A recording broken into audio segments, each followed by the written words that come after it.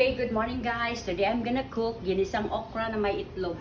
Okay, so these are all ingredients: salt, soy sauce, black pepper, the okra I sliced into small pieces, butter, spring onions, tomatoes, garlic, onions, and then the egg. The butter.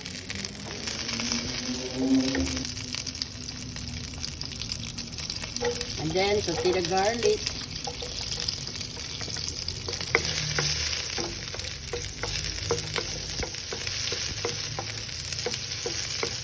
Yan.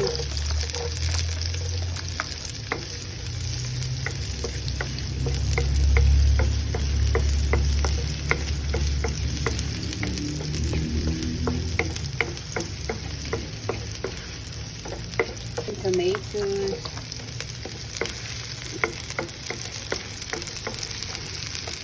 Onion.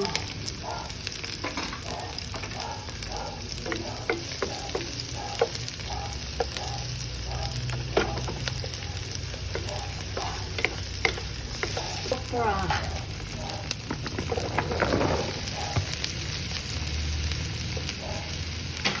It's a very simple dish, guys.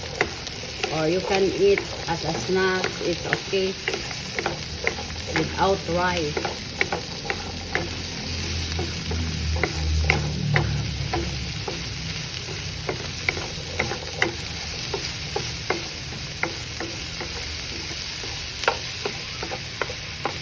Okay, so let's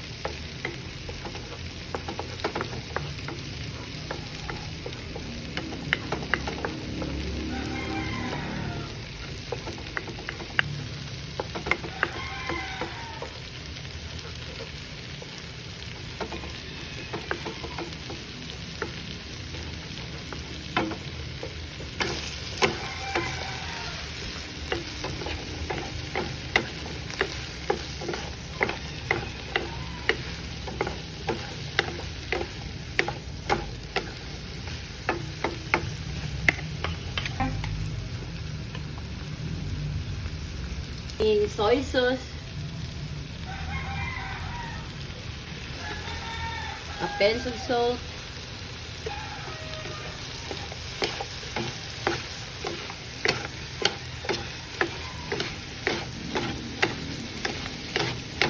and then let's cover for maybe 1 minute or be right back. Okay, isang okra na may itlog is done. Okay, it's done, guys.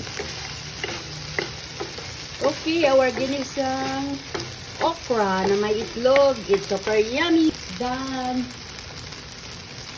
Okay, I'm going to garnish this one. It's guys. Okay. I'm gonna get an okra and an egg.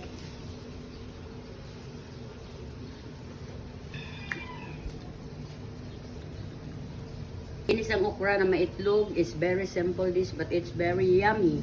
Look at that one, guys. If you have a garden of okra at your backyard, so you can cook like this. It's very simple. Okay, guys, so thank you for watching, and see you tomorrow for another recipe. Bye bye.